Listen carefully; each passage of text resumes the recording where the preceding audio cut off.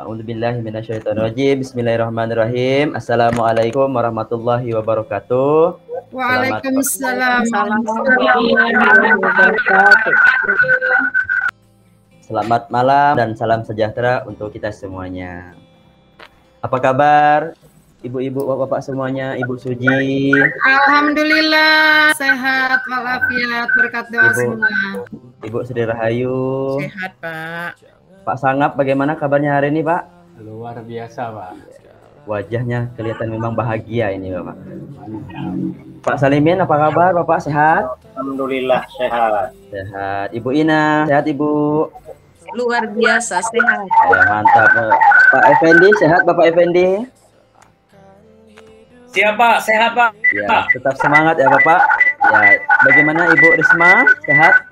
Alhamdulillah Pak, sehat. Baik, hari ini kita akan mengadakan in-house training untuk para guru-guru. Sebelum kita memulai in-house training kita pada hari ini, alangkah baiknya kita mulai dulu dengan berdoa. Saya mohon kepada Bapak Sangap Tarigan untuk memimpin doa sebelum kita memulai kegiatan kita pada malam hari ini. Silakan Bapak. Ya, baiklah. Terima kasih untuk kesempatannya. Bapak Ibu, marilah kita memberikan kepala sejenak, kita berdoa untuk kita memulai kegiatan IHT kita pada malam hari ini.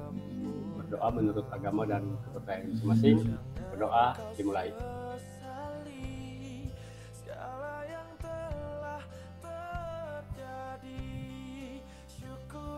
Selesai. Baik, terima kasih Bapak Sangap Tarigan yang sudah memimpin doa untuk kita semuanya. Bagaimana untuk guru-guru semua yang hadir pada hari ini? Hadir semua ya, guru-guru ya, tidak ada yang tidak hadir ya. Kalau saya perhatikan semuanya hadir dengan kondisi yang baik-baik saja, sehat-sehat semuanya.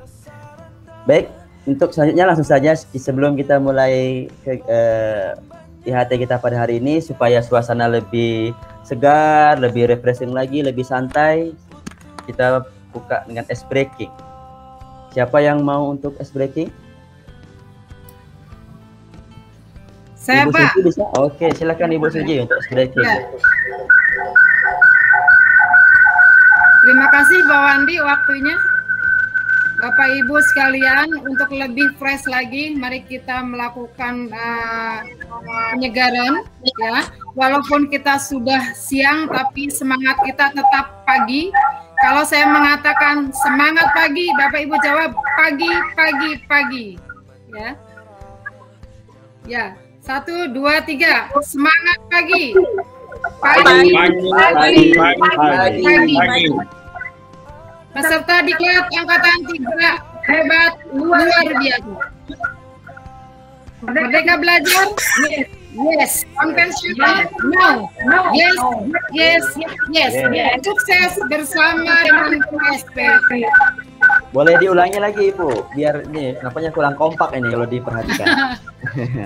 Ya, itu tadi baru latihan ya Bapak Ibu. Sekarang kita coba bersama-sama. Sekali lagi, walaupun kita sudah siang, tapi tetap semangat kita semangat pagi.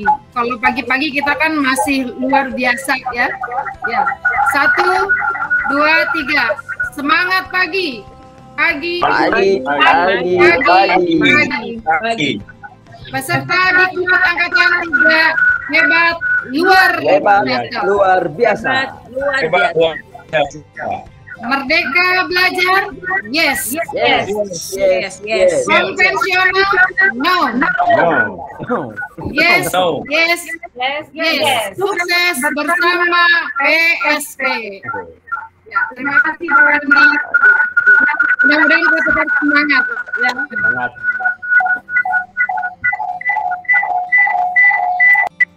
Baik, terima kasih Ibu Suji yang sudah memberikan kita ice breaking penyegaran pada malam apa siang kita ini sebenarnya?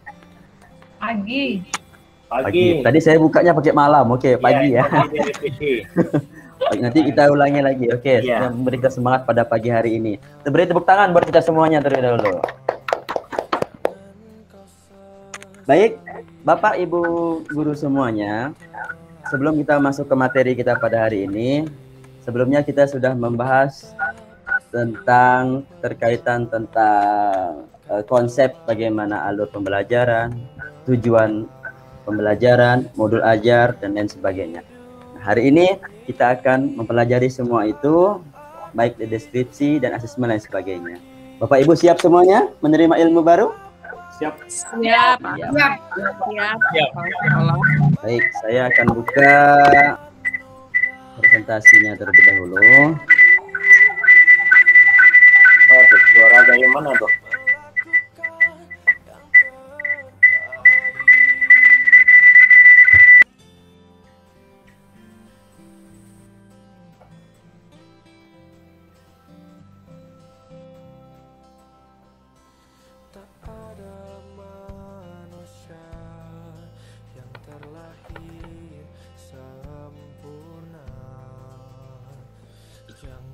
Sudah kelihatan Bapak Ibu? Ya. Alur tujuan pembelajaran. Sudah Pak, sudah jelas. Baik, Bapak Ibu semuanya.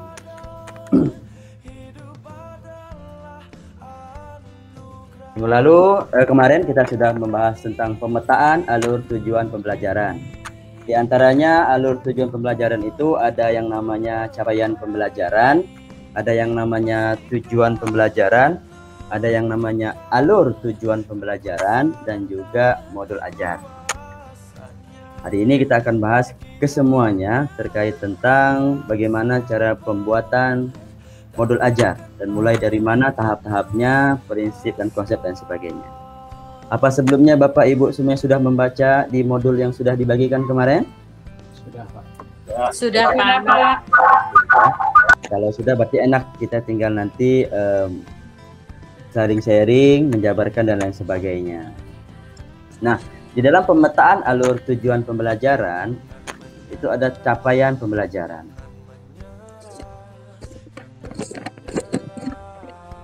Apa sih capaian pembelajaran itu? Capaian pembelajaran itu adalah kompetensi yang diharapkan dapat dicapai oleh siswa di akhir fase, terdiri dari 6 fase, mulai dari A sampai F, atau tahapan yang meliputi seluruh jenjang pendidikan dasar dan menengah, SD, SMP, dan SMA. Fase tersebut adalah fase A, itu meliputi kelas 1 sampai kelas 2 SD. Fase B, kelas 3 sampai kelas 4. Fase C, kelas 5 sampai kelas 6. Kalau fase D, kelas 7 sampai kelas 9. Fase E, kelas 10. Dan fase F, kelas 11 sampai 12. Secara sederhana, capaian pembelajaran itu bisa didefinisikan adalah sebagai kompetensi pembelajaran yang harus dicapai peserta didik pada setiap tahap perkembangan peserta didik untuk setiap mata pelajaran pada satuan pendidikan dasar dan pendidikan menengah. Capaian pembelajaran memuat sekumpulan kompetensi dan lingkup materi yang disusun secara komprehensif dalam bentuk narasi. Yang kedua, tahapan daripada alur tujuan pembelajaran adalah tujuan pembelajaran.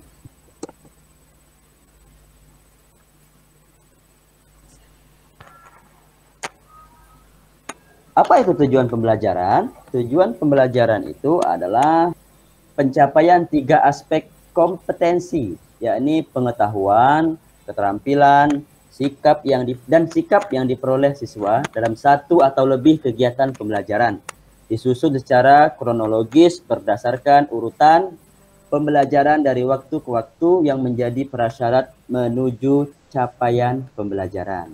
Nah, setelah tujuan pembelajaran apa ya Bapak Ibu? Alur tujuan pembelajaran. Nanti kita bahas satu persatu ya.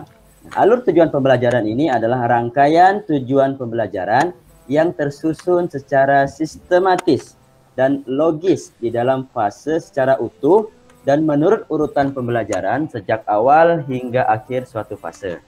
Alur ini disusun secara linier sebagaimana urutan kegiatan pembelajaran yang dilakukan dari hari ke hari untuk mengukur capaian pembelajaran.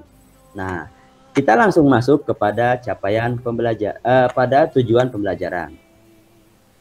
tadi sudah dapat dipahami bahwa capaian pembelajaran adalah fase ya, yang meliputi jenjang baik itu dari pendidikan dasar maupun menengah, yang dimana capaian pembelajaran itu sudah ditentukan oleh pemerintah pusat melalui permennya, peraturan menteri, yang tidak bisa dirubah lagi, itu sudah mutlak.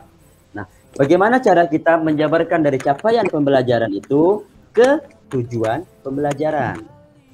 Jadi, di dalam tujuan pembelajaran ada konsep tujuan pembelajaran. Tadi saya tanya di awal, Bapak dan Ibu semuanya sudah membaca modul yang dibagikan pada saat IHT hari ketiga kemarin. Kira-kira kalau saya boleh tahu, konsep tujuan pembelajaran ada berapa ya Bapak Ibu? 3. Ada 3. Oke, Pak Sangap. Kalau apa saja itu? Kompetensi, konten, variasi. Ya, betul sekali. Dapat sepeda ya Pak Sangap, karena mampu menjawab dengan baik. Ya, benar sekali apa yang disampaikan oleh Pak Sangap, bahwa konsep dari tujuan pembelajaran adalah yang pertama, kompetensi. Apa itu kompetensi? Kompetensi itu kemampuan yang dapat didemonstrasikan oleh siswa. Yang kedua, konten. Konten itu adalah ilmu pengetahuan inti yang diperoleh siswa melalui pemahaman pada saat proses pembelajaran. Yang ketiga, ada yang namanya variasi. Variasi itu sebuah keterampilan berpikir oleh siswa. Jadi sini sebelum kita, untuk mencapai menjabarkan hasil dari capaian pembelajaran, harus ada 3 konsep di dalam membuat tujuan pembelajaran ini. Oke, selanjutnya setelah menentukan 3 konsep tujuan pembelajaran, maka kita masuk kepada alur tujuan pembelajaran. Di awal tadi sudah disampaikan bahwa alur tujuan pembelajaran adalah rangkaian tujuan pembelajaran yang tersusun secara sistematis dan logis. Nah, di sini alur pembelajaran disusun untuk menjadi rangkaian tujuan pembelajaran sejak awal hingga akhir setiap fase dari suatu capaian pembelajaran. Pertama, alur ini menjadi panduan guru dan siswa untuk mencapai capaian pembelajaran di akhir fase. Misalkan kalau kelas 7 berarti akhir fasenya di akhir kelas 9. Yang kedua, tujuan pembelajaran disusun secara kronologis berdasarkan urutan pembelajaran dari waktu ke waktu. Nah, di dalam konsep alur tujuan pembelajaran itu diambil daripada tujuan pembelajaran tadi. Ada kompetensi, ada konten, dan variasi. Nah, di sini saya mengambil contoh pada fase A dimulai dari kelas 1 SD atau kelas 7. Atau kelas 7. Fase A dimulai dari fase D dimulai dari kelas 7. Tujuan pembelajaran 1, tujuan pembelajaran 2, tujuan pembelajaran 3 tergantung fase ataupun tujuan dari setiap mata pelajaran yang Bapak dan Ibu ampu. Itu ada berapa fase, ada berapa tujuan. Nah, di akhir fase itulah yang akan muncul adalah capaian pembelajarannya, yaitu kompetensi yang diharapkan dapat dicapai oleh siswa di akhir fase. Jadi di tujuan itu harapannya apa? Peserta didik pengen ngapain, harus apa, dan lain sebagainya. Jadi disitulah fase-fase ini diambil daripada capaian pembelajaran tadi.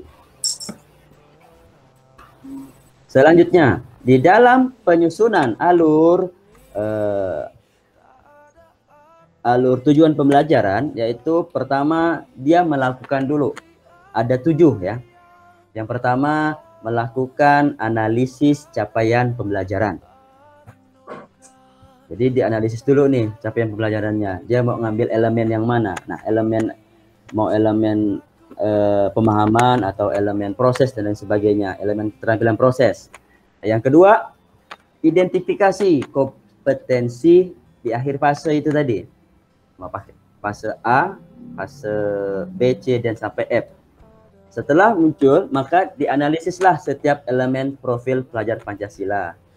Jadi profil pelajar Pancasila kan elemennya ada 6. Nah, ada mulai dari beriman dan bertakwa kepada Tuhan Yang Maha Esa sampai kepada bernalar kritis. Itu ada 6. Nah, itu diambil dimasukkan ke dalam alur tujuan pembelajaran. Harus punya minimal 3 kita ambil, baik itu mandiri, bernalar kritis, ataupun berkebinekaan global. Setelah itu kita rumuskan ke dalam tujuan pembelajaran. Dan setelah kita merumuskan tujuan pembelajaran, maka kita menyusun kegiatan pembelajaran. Disinilah kita bagaimana meramu, mengonsep yang namanya modul ajar. Setelah itu kita menentukan lingkup materi utama dan terakhir alokasi waktu. Jadi dalam prosedur penyusunan ATP ini, mulai dari analisis sampai alokasi waktu itu dirangkum jadi satu ke dalam modul ajar. Nah, di dalam pembuatan modul ajar juga ada ketentuan-ketentuannya, tidak sembarangan. Misalkan di dalam komponen modul ajar itu haruslah ada informasi umum, komponen inti, dan lampiran-lampiran. Karena dalam mencapai tujuan pembelajaran itu, guru diharapkan membuat modul ajar sebagai komponen menentukan asesmen peserta didik. Nah, berbicara tentang asesmen, ada yang sudah tahu apa itu asesmen? Penilaian, Pak. Penilaian, Pak. Iya, penilaian. Penilaian, Pak. Asesmen dibagi menjadi 2. Ada yang tahu? Asesmen, Pak, ada asesmen formatif, ada formatif, Pak. Ya, betul sekali. Asesmen itu dibagi menjadi 2. Nah, di dalam komponen modul ajar ini, hal yang paling penting adalah bagaimana cara kita menentukan asesmen setelah kita membuat tujuan pembelajaran tadi. Mulai dari pembukaan, kegiatan inti, sampai penutup. Nah, yang paling penting adalah bagaimana kita mengukur kemampuan peserta didik kita setelah kita melaksanakan pembelajaran. Nah, makanya penting bagaimana untuk memahami yang namanya asesmen. Jadi asesmen itu adalah merupakan bagian terpadu dari proses pembelajaran, memfasilitasi pembelajaran, menyediakan informasi sebagai umpan balik guru. Jadi asesmen tidak hanya sebagai penilaian, tapi juga sebagai umpan balik. Karena kalau namanya penilaian itu bisa berupa angka, tapi kalau umpan balik dia bisa berupa apresiasi, bisa berupa penindak lanjut berikutnya seperti apa untuk memahami suatu materi pembelajaran. Nah, dalam asesmen itu ada 2 konsepnya. Yang pertama asesmen sumatif. Asesmen sumatif itu metode evaluasi yang dilakukan di akhir pembelajaran. Kalau yang dulu-dulu ini ya, pada saat kita berada di kurikulum ke-13, tentu kita paling sering menggunakan yang namanya asesmen sumatif untuk mengukur dan menilai peserta didik kita. Sedikit sekali kita melihat bagaimana asesmen formatif mulai untuk menilai sikap, keterampilan, dan kemampuan siswa dari segi asesmen normatif. Nah, asesmen sumatif seringkali memiliki taruhan tinggi karena berpengaruh terhadap nilai akhir murid. Jadi kita akan merubah paradigma orang tua yang akan datang bahwa tidak tergantung pada nilai tinggi rendahnya seorang anak, tetapi di kurikulum yang akan kita jalankan nanti ini adalah bagaimana kita mengukur kemampuan, keterampilan daripada peserta didik kita. Ya. Jadi kita mengukur bagaimana kemampuannya, bagaimana keterampilannya, karakternya. Jadi itulah yang menjadi tolak ukur kita untuk mewujudkan pendidikan yang sesuai dengan profil pelajar Pancasila. Nah, di sini kita akan belajar.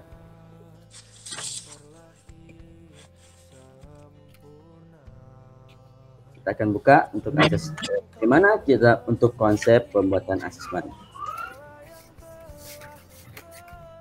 Aduh, ini sinyalnya lagi gangguan ini.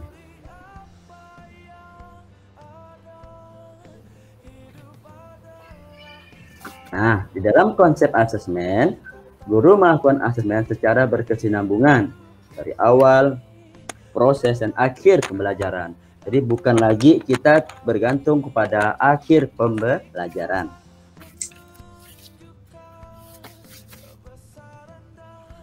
Penekanan yang kita lakukan adalah pada asesmen formatif ini adalah bagaimana asesmen terhadap akhir proses pembelajaran, asesmen terhadap perbaikan proses pembelajaran, dan asesmen sebagai refleksi proses pembelajaran. Nah, jadi seperti ini bentuk-bentuk asesmen. Jadi bentuk asesmen formatif dan sumatif itu dibagi menjadi dua. Jadi contoh bentuk ada yang tertulis dan ada yang tidak tertulis. Contoh asesmen formatif dan sumatif yang tidak tertulis misalkan diskusi kelas, produk, presentasi, drama, tes lisan. Kalau yang tertulis, refleksi, esai, poster, jurnal, dan tes tertulis. Lalu ada yang bertanya, bagaimana cara kita menilai seorang anak tanpa menggunakan angka misalkan. Nah, di sini kita akan mengetahui bahwa kita menggunakan yang namanya rubrik, Bapak Ibu semuanya. Jadi untuk kurikulum K3E, kurikulum operasional satuan pendidikan ini, KOSP ini, atau kurikulum sekolah penggerak ini, bahwa kita tidak lagi menggunakan angka, melainkan kita menggunakan yang namanya rubrik. Misalkan ambil contoh, kita menggunakan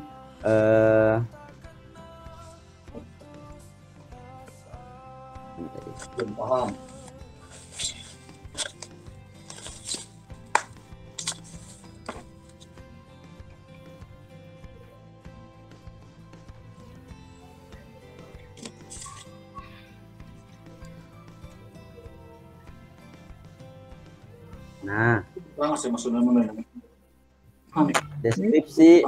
Jadi yang kita pahami adalah bahwa dalam kurikulum sekolah penggerak ini kita menggunakan rubrik kriteria 1, kriteria 2, dan kriteria 3. Dibagi beberapa kriteria. Mulai dari 3 kriteria, 4 kriteria, ataupun 5 kriteria. Mulai dari dia paham utuh, paham sebagian, dan belum paham. Jadi disinilah kita melihat bagaimana peserta didik kita sudah mampu atau belum di dalam penerapan pembelajaran yang kita lakukan. Jadi tidak lagi menggunakan angka-angka. Jadi tidak lagi ada yang namanya anak yang cerdas ataupun anak yang lebih pandai dari yang teman lainnya. Tidak ada dari nilai 90 dan sebagainya, tapi tidak. Tapi yang kita ukur adalah bagaimana seorang anak memiliki kemampuan dan kecerdasannya masing-masing, memiliki keterampilan dan karakternya masing-masing. Disinilah orang tua nanti akan dapat menilai dan melihat bagaimana deskripsi daripada rubrik yang kita lakukan. Contoh, kalau kriteria 1, memperlihatkan penguasaan kompetensi yang masih kurang dari tujuan pembelajaran yang ditetapkan, namun telah menunjukkan sedikit perkembangan. Yang kedua, memperlihatkan penguasaan kompetensi yang baik sesuai dengan tujuan pembelajaran yang ditetapkan. Yang ketiga, memperlihatkan penguasaan kompetensi yang sangat baik, melebihi dari tujuan pembelajaran yang ditetapkan. Sampai di sini Bapak Ibu ada yang mau ditanyakan? Paham, Pak. Baik. Kalau sudah paham, saya ingin salah satu dari Bapak Ibu guru membuat contoh assessment lembar kerja, bagaimana cara membuat asesmen formatif ataupun sumatif bagi peserta didik. Kira-kira siapa yang bersedia? Saya, Pak. Oke, silakan Ibu Sri Rahayu. Kita kasih waktu kira-kira berapa lama ya Bu Sri Rahayu ya? 1 menit, 2 menit bisa kali ya? Bisa, Pak. Oke, baik, silakan Ibu Sri Rahayu untuk membuat asesmen peserta didik lembar kerjanya. Tadi saya sudah coret-coret, Pak. Bisa saya presentasikan, Pak? Oh, boleh Bu, boleh. Ya. Silahkan. Stop dulu yang share screen Bapak ya, biar saya bisa presentasi. Bentar ya Ibu.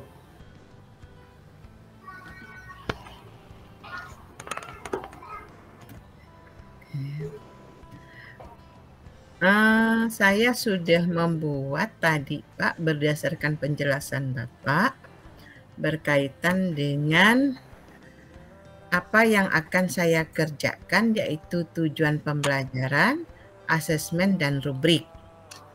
Nah, saya berasal dari SMP Eka Cipta Kencana, Pak. dan mengajar mata pelajaran bahasa Indonesia. Iya.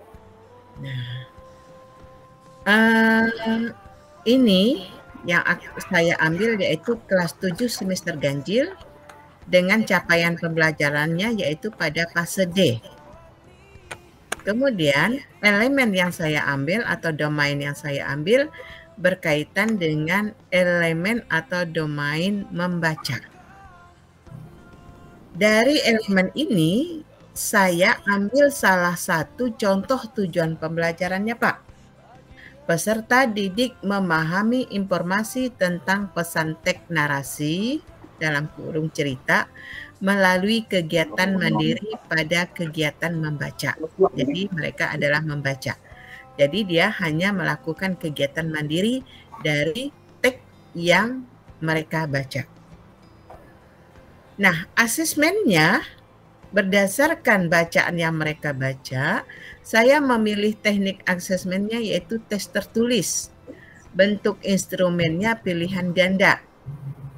Nah, contohnya instrumennya ini ada bacaan tentang cerpen, kutipan cerpen yang bercerita tentang seorang yaitu yang bernama Ibu Larasati dengan Bapak Usman. Nah, dari cuplikan ini ditanyakan adalah sifat tokoh Larasati berdasar kutipan di atas adalah sabar dan penyayang, angkuh dan disiplin, tegas dan pemberani, dan penakut. Nah, rubriknya kalau siswa memilih A, itu berarti dia paham utuh. Kalau dia memilih B, berarti tidak paham. Kalau dia memilih C, sebagian paham. Kemudian kalau dia memilih jawaban D, tidak paham. Mengapa jawaban A itu paham utuh? Karena tokoh Larasati itu memiliki sifat sabar dan penyayang. Dan sekaligus secara tidak nampak di dalam kutipan ini dia ada tegas juga dan ada berani juga. Tetapi intinya yang nampak adalah yang sabar dan penyayang. Ini contoh yang saya buat, Pak. Mohon tanggapan dari Bapak, terutama masalah rubriknya, Pak. Apakah boleh rubriknya paham utuh, tidak paham, sebagian paham, atau tidak paham, atau saya tulis kriteria 1, kriteria 2, kriteria 3, kriteria 4, atau kriteria 5. Begitu, Pak. Terima kasih. Ini pekerjaan saya. Assalamualaikum warahmatullahi wabarakatuh. Ya, baik. Terima kasih Ibu Sri. Bapak Ibu yang lain ada yang ingin mencoba menanggapi apa yang ditampilkan oleh Ibu Sri Rahayu tadi terkait tentang rubrik. Kalau kita perhatikan rubrik, berarti Ibu Sri Rahayu menggunakan rubrik yang berapa kriteria, Bapak Ibu? 3. 3 kriteria. 3 atau 4? Ya. 3 itu. Ada paham utuh, bagian paham sebagian, bagian paham, tidak. Berapa kriteria? 3. Ya, betul, 3 kriteria. Jadi rubrik yang diambil oleh Ibu Sri Rahayu adalah 3 kriteria. Cukup seperti ini aja, Ibu, menggunakan A, B, C, D sesuai dengan pilihan ganda tadi itu kan. Ya, dengan 3 kriteria, paham utuh, paham sebagian, tidak paham. Itu ya, Pak Ibu ya. Ya. Guru lain silakan untuk menanggapi atau mungkin ada tambahan lainnya. Sudah paham ya sampai di sini bagaimana cara proses membuat asesmen terkait tentang asesmen formatif atau formatif ini menggunakan rubrik. Jadi ke depan Bapak Ibu semuanya di satuan pendidikannya masing-masing tidak lagi menilai peserta didik menggunakan angka-angka. Jadi sudah kita gunakan rubrik yang sesuai dengan apa yang disampaikan oleh salah satu guru ibu kita tadi, menggunakan 3 kriteria. Bagaimana saya paparkan tadi di awal, kita memiliki ada 3 kriteria, 4 kriteria dan 5 kriteria. tinggal ibu dan bapak adik memilih mau yang mana yang enak. Yang jelas harus mencantumkan rubriknya, bukan lagi menggunakan nilai. Ya, baik, sampai di sini karena waktu kita yang sudah tinggal sedikit lagi. Apakah bapak ibu semuanya paham? Paham, Ya, Pak. dan siap untuk melaksanakan di ketentuan pendidikannya masing-masing. Insya Allah. Ya, insya Allah. Jadi kesimpulan yang dapat saya ambil dari pertemuan kita pada pagi hari ini adalah untuk memulai suatu capaian pembelajaran itu ada beberapa melalui proses tahapan-tahapan ya. Mulai dari tadi tujuan pembelajaran, alur tujuan pembelajaran, modul ajar. Sehingga dalam modul ajar itu rangkumlah beberapa kompetensi-kompetensi tadi, informasi-informasi umum, kompetensi inti sampai lampiran. Jadi situlah merangkum asesmen bagaimana untuk menilai karakter 6 elemen profil pelajar Pancasila terdapat pada modul ajar yang sudah kita buat mulai dari runutnya, tujuan dan alur tujuan pembelajarannya. Ya, Bapak Ibu, mudah-mudahan nanti ke depan di satuan pendidikan Bapak Ibu semuanya, Bapak Ibu tidak mengalami kesulitan dalam menjalani kurikulum yang baru ini, kurikulum yang sangat luar biasa dari Pak Menteri kita untuk merubah paradigma yang lama dan tetap terfokus pada merdeka belajar dengan 6 pilarnya, 6 elemennya. Mudah-mudahan itu juga menjadi perubahan bagi sekolah kita semuanya agar jauh lebih baik. Sampai di sini saya ucapkan terima kasih waktu dan kesempatan. Sebelum saya akhiri, mari kita tutup kegiatan kita pada pagi hari ini dengan doa. Oleh karena itu saya mohon lagi kepada Pak Sangap Tarigan untuk menutup pertemuan kita pada pagi hari ini. Ya, baik, terima kasih. Kita sudah menerima banyak pemahaman, pengetahuan yang mungkin nanti bisa kita terapkan di satuan pendidikan kita masing-masing. Untuk mengakhiri kegiatan kita pada pagi hari ini, kembali lagi kita berdoa menurut agama dan program kita masing-masing. Berdoa dimulai.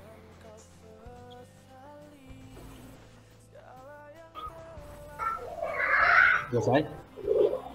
Baik, Bapak Ibu, terima kasih. Sampai ketemu lagi kita di besok dengan semangat yang baru, stamina yang baru, ya, lebih energik lagi, lebih siap lagi menerima ilmu-ilmu yang diberikan. Terima kasih Bapak Ibu semuanya. Sampai jumpa lagi. Foto dulu, Pak. Iya, foto ya, kita foto. Oke. Ya. Ini karena hari ini hari keempat, jadi tangannya semuanya 4 ya. Tangannya 4. Hari ketiga loh. 1, 2, 3. Oke, sip. Terima kasih Bapak Ibu semuanya. Saya pamit ya. Wassalamualaikum warahmatullahi wabarakatuh.